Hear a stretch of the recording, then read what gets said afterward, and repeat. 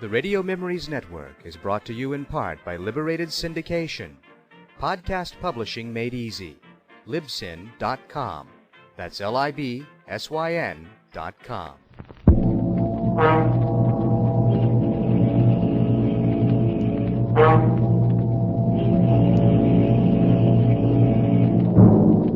You are isolated on a remote plantation in the crawling Amazon jungle, and an immense army of ravenous ants is closing in on you, swarming in to eat you alive. A deadly black army from which there is no escape.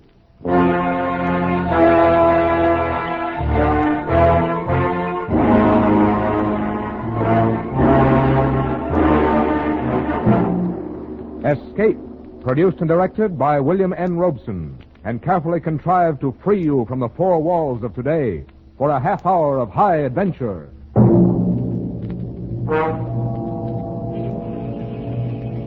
Tonight we escape to the Amazon jungle and to a creeping, crawling terror, as Carl Stevenson told it in his gripping story, Lineagen versus the Ants.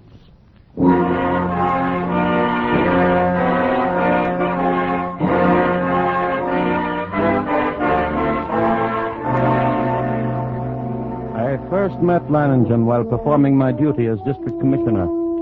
As my boat neared his plantation landing, I saw him upon the riverbank, regarding me with mild interest. A great hulk of a man with bristling gray hair, bulky nose, and pale eyes. His entire appearance somehow suggested an aging and shabby eagle. He escorted me to the terrace and had a drink brought. I came quickly to the point of my visit and issued my warning. Lineagen puffed placidly at a huge cigar and listened as I told him, unless they alter their course, and there's no reason why they should, they'll reach your plantation in 2 days at the latest. Uh-huh. Well, it was decent of you paddling all this way just to give me the tip. Tip? Commissioner, even a herd of crocodiles couldn't drive me from this plantation of mine. But these aren't creatures you can fight. They're an elemental force, a gigantic catastrophe. 10 miles long, 2 miles wide. Ants, nothing but ants. And each one as big as your thumb. And each of them a fiend from hell. Unless you clear out at once, there'll be nothing left of you but a skeleton picked as clean as your own plantation will be. I'm not getting out. But you can't fight. Yes, I can. I've got the best weapon there is, Commissioner. Intelligence. But can't I make you understand the hideous... I think it is you who do not understand. In the 3 years I've been here, I've met and defeated more than one catastrophe. Flood, drought, the plague. Events which caused many of my neighbors to flee for their lives. No, Commissioner, all my life I have lived with one creed. The human brain needs only to become fully aware of its powers to conquer even the elements. Lineagen, your obstinacy is endangering not only your own life, but the lives of your workers and their families. You don't know these ants. I tell you, you don't know these ants.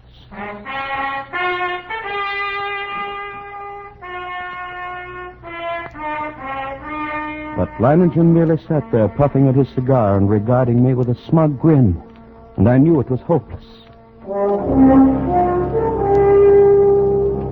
As I boarded my launch and cast off, I realized I had never met a man like that.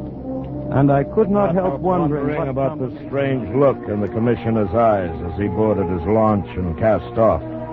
Undoubtedly, he thought me insane. Well, he would not have been the first to think so. But I, Lineagen, knew my own powers. I was sure of myself. I knew that intelligence, directed aright, always makes man the master of his fate. That night, I called my Indian workers together in front of the plantation house. I saw their faces go ashen with terror as I told them that the ants were coming. Watched them as they milled around, muttering. I said nothing more to them. Finally, one of the men stepped forward. Blas, the foreman. Patron, we have worked hard here for these 3 years. All of us. We have built the finest plantation in this district. We all share in it.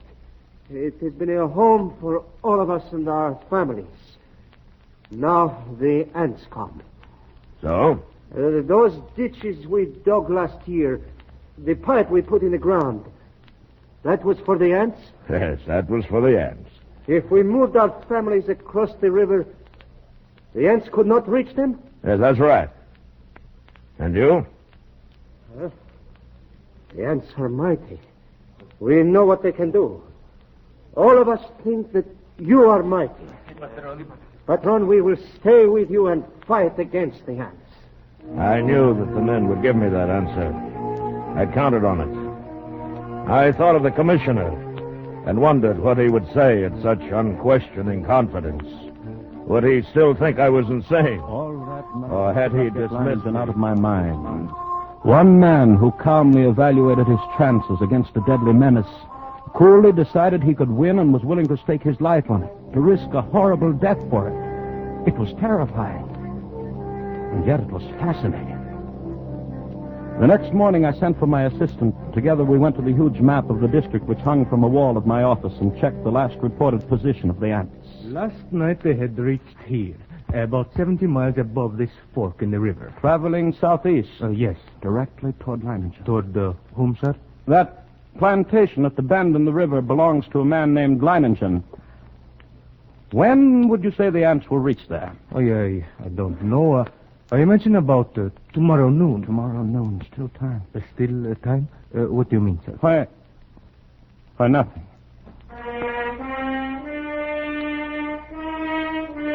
But what did I mean? Still time for what? For Leiningen to flee, or still time for me to... Even as I rejected the thought with horror, I knew that the fascination of that man was more than I could resist. That Leiningen's fight was drawing me back toward that plantation and death. I knew now past all doubt that I was going back. I had to.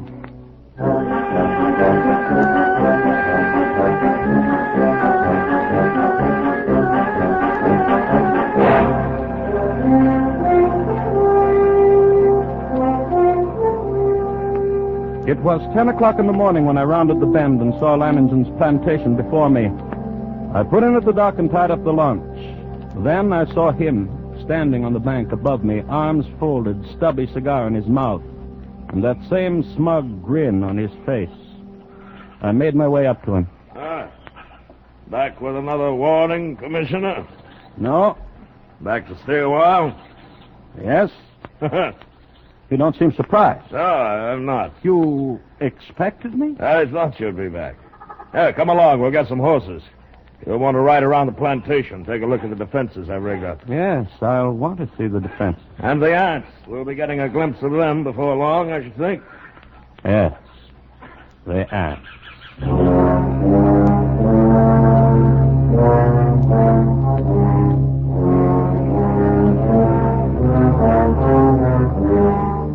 The defenses Leiningen had devised were quite impressive.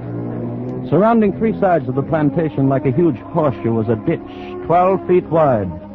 The ends of this horseshoe-shaped ditch ran into the river which formed the fourth side of the plantation. At the upriver entrance to the ditch, Leiningen had constructed a dam by which the river water could be diverted into the ditch. A large hand wheel controlled the floodgate of the dam, and apparently Leiningen had ordered it opened immediately after my arrival. For as we now approached the ditch and rode along it, I could see that it was nearly full. How do you like my first line of defense, Commissioner? It's reassuring, like a moat around a castle. Unless the ants know how to build rafts, they won't reach the plantation. But this is only the outer moat. There's a better one than this. Now, come along. We'll go up to the high ground where the buildings are. I can get a view from there. Leiningen. Huh? I didn't see any women or children around the plantation or any animals. That's right. Moving across the river. And even you think there is danger. Not because it's dangerous, Commissioner. Out of efficiency. Efficiency? Yes, cut down on the efficiency of the men if they're A worried fiery about horse the with the families. speed of light, a Critical cloud of dust, situations and a only hearty become Hi-Yo crises Silver. when oxen The and Lone women get Ranger. excited. I see. Here we are. See the ditch?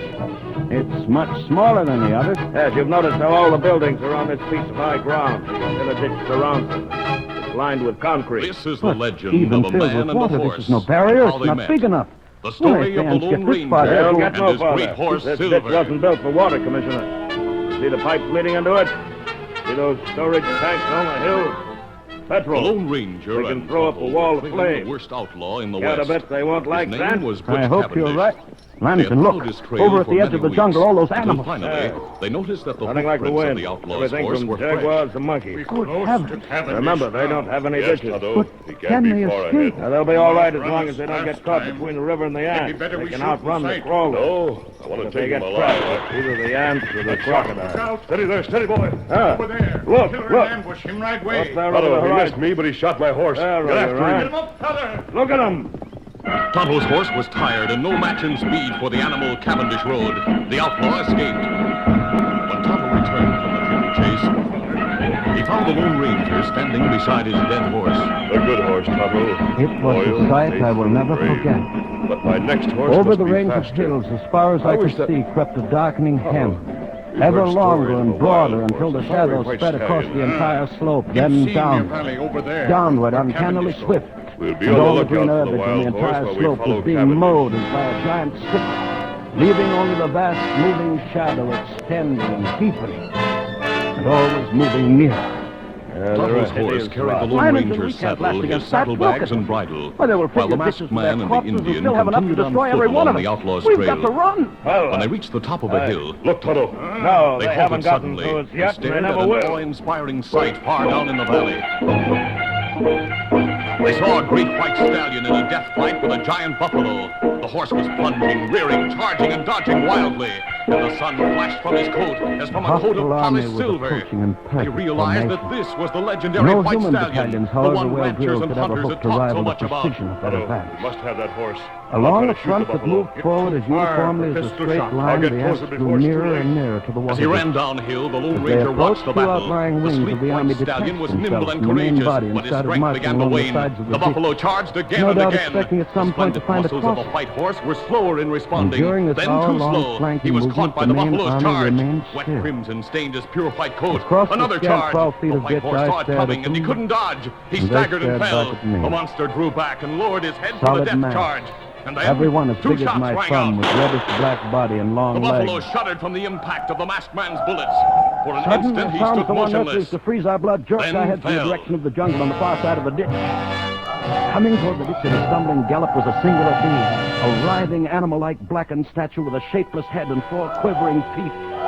It was a stag covered over and over with ants. Lannington threw up his rifle, and the stag fell lifeless to the ground, its Fully ashes battered and bruised, the white stallion lay Horrified as I quietly was, my as the Lone curiosity Ranger impelled me bathed to his glance at wounds. my watch. During the I next several had to days, know the how masked long the man and ants the would Indian cared for the injured horse. Then the wounds were closed, and the horse's strength had returned. There was once more fire in his eye, a spring in his step, and his head was lifted proudly. After 6 long minutes, Tonto, only he's the himself white again. polished bones of the Him stag plenty remained. strong. Plenty good horse. I wonder if he'll take a saddle. Let's try. Now I could see a Steady change in there, steady boy. Lannington. Dawn was the sporting zest of the novel contest. No, Tonto, wait. In its place Let was him a go. cold, violent I'd like purpose. to have that horse more than He anything in had the to world. beat the ants But he deserves because his he freedom. now knew He how fought long for it would take them once they got to us. He's turned to look at us. See how the sun reflects from his white coat. Around 4 in the afternoon, the ant Silver. scouts, having found no That would be a crossing, name for him. there was a stirring among the main army. And then an immense flood of ants Silver! about 100 yards in Silver! width commenced pouring in a glimmering black cataract Tonto, down the flower he's slope coming of the back. ditch. It's just as if Thousands he drowned knew what I instantly as said. the rest began using the bodies as bridges. Silver! Lannington immediately swung into action. Silver, you beauty. Up in the floodgate, little more. We've got to get the water in the ditch moving faster. As the mighty stallion felt the halter, he trembled as if from a But they chill. keep coming. Every instinct Even though the told him that he current must carries many of flee them at away, once they're to preserve his advancing. freedom. And he stood his ground. How about those It shovels wasn't and petrol gratitude sprinklers? that kept him Pass there. them out to the It men. was something stronger, And get some all hands here in mysterious a hurry. bond This of looks like friendship and spot wrecks. understanding. He heard the man's Prisoner, voice, yes? and Getting he to see liked what it. I was talking about? Silver. What do you mean? About intelligence being more than a We're going match to be for anything it partners. tackles.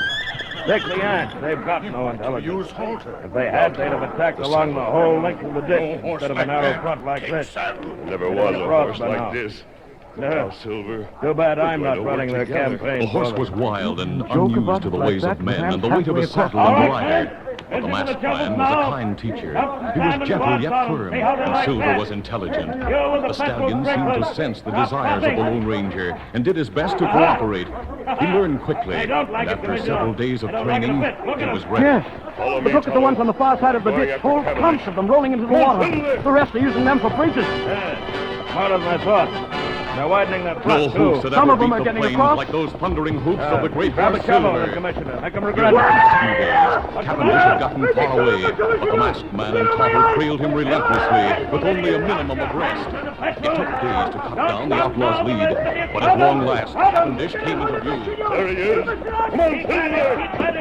The mighty stallion responded with a new burst of speed. And now got the floodgates open. Cavendish fired wild shots over his shoulder until his gun was empty. His horse, though powerful and fast, was no match for the charging Silver. Fear and panic filled the outlaw's face. He heard the hoofbeats ever nearer, and then the masked man shout, I want you, Cavendish! The masked man's avowed mission was accomplished. The last of the Cavendish gang was captured to be tried by law and punished for his crimes. But there were many others whose criminal plans were to be challenged by the Lone Ranger, his faithful Indian companion Tonto, and his great horse Silver. Then we noticed a feverish activity on the other side of the plantation.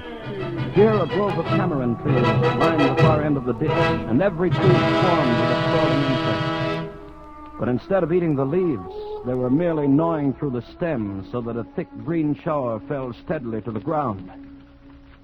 Well, it looks as if it's feeding time for our friends, eh? Boss, Senor. have all the petrol pumps brought here. Get everyone over here except the lookouts on the other side. Then pass out the shovels. Si, senor. Going to deprive them of a meal? A meal? Aren't they cutting down the leaves for food? No. I wish they were. Looks like I underestimated them when I said they didn't have intelligence. What do you mean? I said if they wanted to get across, they'd have to have rafts. And that's just what they've got. Those leaves are their rafts. Even as he spoke, the leaves went tumbling down the far bank by the thousands. The current drew them away from the bank, and each leaf carried several ants.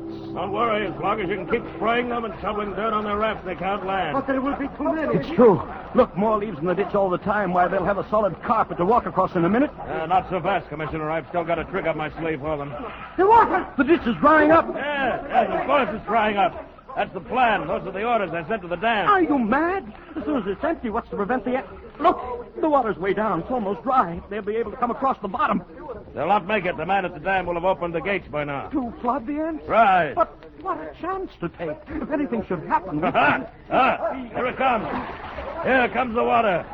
Yes, we'll give the crawlers a ditch to ride in. Right out to the river. There. Look at them go.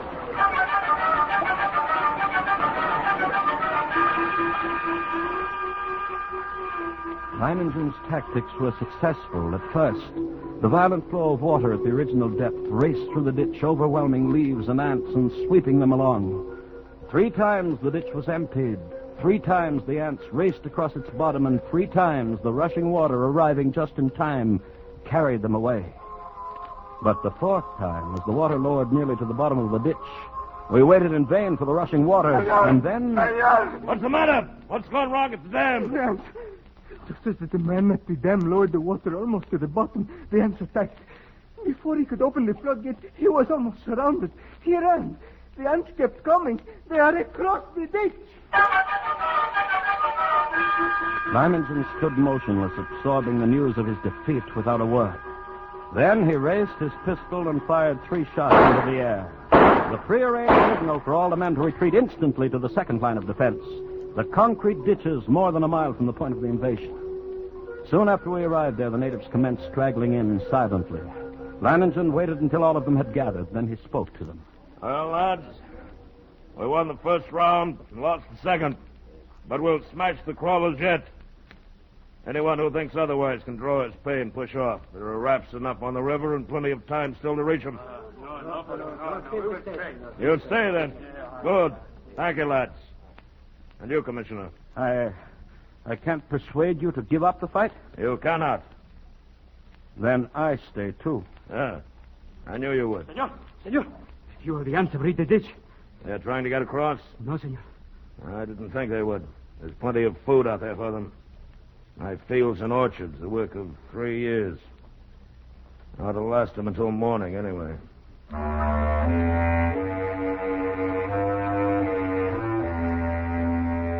Yes, we were safe for that night.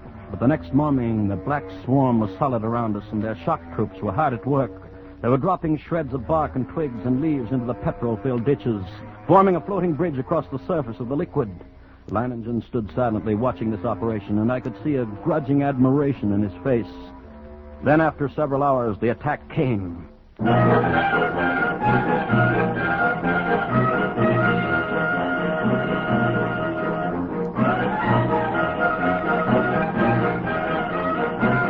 Down the ditch they poured, millions of them, and across the bridge of twigs, rapidly approaching the inner side. Leiningen sat motionless, watching them.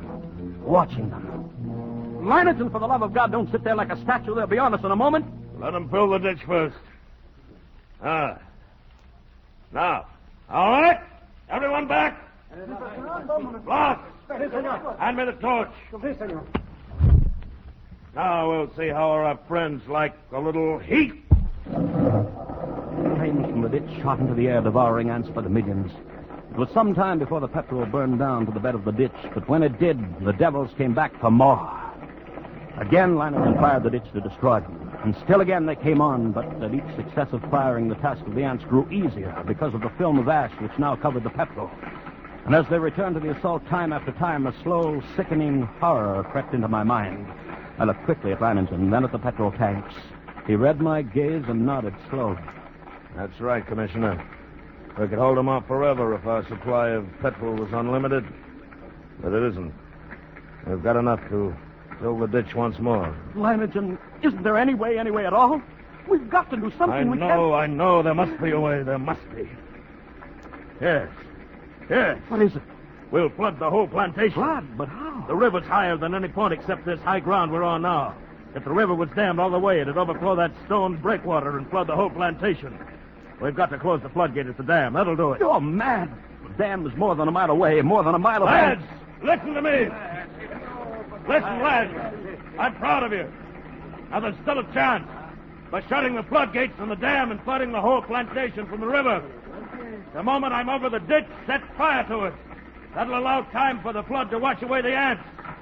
But all you'll have to do is wait for me. It's impossible. You can't get to the dam, let alone back. That's why you're wrong, Commissioner.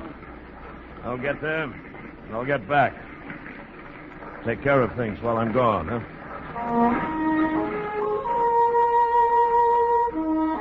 I watched him as he calmly pulled on high leather boots, drew gauntlets over his hand and stuffed the spaces between breeches and boots, gauntlets and arms, with petrol-soaked rags. He shielded his eyes with close-fitting mosquito goggles and plugged his nostrils and ears with cotton. Then the natives drenched his clothes with petrol. Blas, who acted as doctor to the men, smeared a salve over him, and finally Leiningen was ready. As he stood calmly surveying... Ready for the run, I realized that this is as it should be. I, Leiningen, would meet the ants and defeat them, or be defeated by them. Leiningen versus the ants. Yes, it was right that it should be like this. But now there was no more time for thought. Only action. I took a deep breath and then bounded across the ditch and among the ants. I ran in long, equal strides with one thought, one sensation in my being. I must get through. I dodged the trees and shrubs. Except for the split seconds my soles touched the ground, the ants would have no opportunity to alight on me. I ran on. I was halfway to the dam before I felt ants under my clothes and a few on my face. I struck under them mechanically, scarcely conscious of their bites. And the dam drew toward me slowly. And the distance grew less. Finally, only 100 yards away. 50. Then I was there. I gripped the ant-covered wheel, but hardly had I seized it when a horde of ants flowed over my hands and arms. I strained, and slowly the wheel turned. And turned more. The floodgate was swinging slowly shut. Then it was shut. And the water was rising behind the breakwater. Closer to the top. Closer. And then it was spilling over. Flooding of the plantation had begun. I let go of the wheel and started back through the ants. I was coated from head to foot with the fiends. Tongues of fire stabbed at me as they bit into my flesh. I almost lost my head with the pain as I ran, knocking ants from my body, brushing them from my bloody face. And then one bit me just below the rim of my goggles. I managed to tear him away. But the agony of the bite and its venom drilled into the eye nerves. I saw now through circles of fire into a milky mist. I was almost blinded. But I knew that if I tripped and fell... I ran on, my heart pounding as if it would burst. Blood roaring in my ears, a giant's fist battering my lungs. And then I could see dimly that wall of flame at the ditch, but it was too far away. I could not last half that distance. I stumbled and fell. Felt myself being swarmed over, devoured. Tried to rise. A great weight. And then suddenly the vision of the half-devoured stag in my brain. 6 minutes, then nothing but bones. I couldn't let that happen to me. I couldn't die like that. To my feet. Drag myself forward. Saw the flame. The ditch. The ring of flame. Closer now. Only a little closer. It seemed we had waited for hours when all at once through the blazing ring around us an apparition hurtled and fell full length on the ground. It was Leiningen, alive with ants, unconscious, with glazing eyes and lacerated face. We rushed to him, stripped off his clothes, and tore at the ants that covered him. His body seemed almost one open wound. In one place I could see a white bone.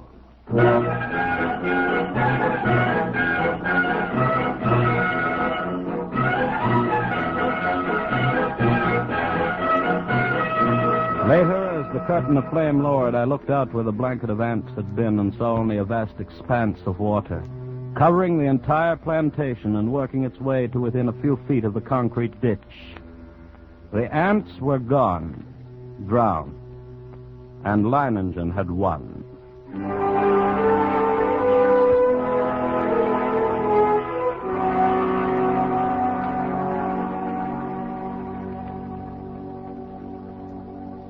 He lay on his bed, his body swathed from head to foot with bandages, but alive and still in command. Everything in order? Everything's in order. I told you I'd come back. Even if I am a bit streamlined.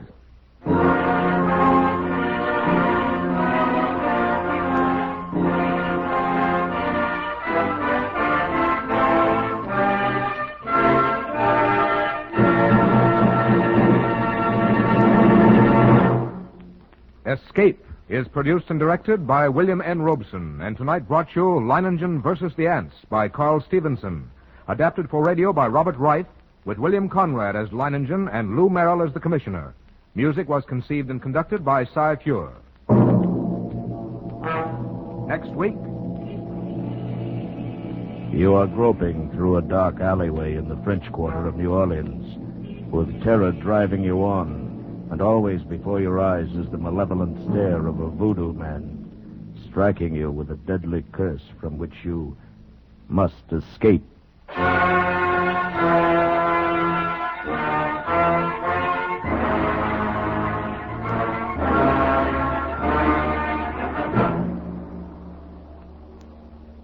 Next week, we escape with William Irish's eerie story of a voodoo-haunted band leader, Papa Benjamin.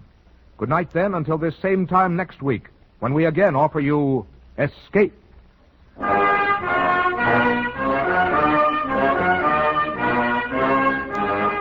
This is CBS, the Columbia Broadcasting System.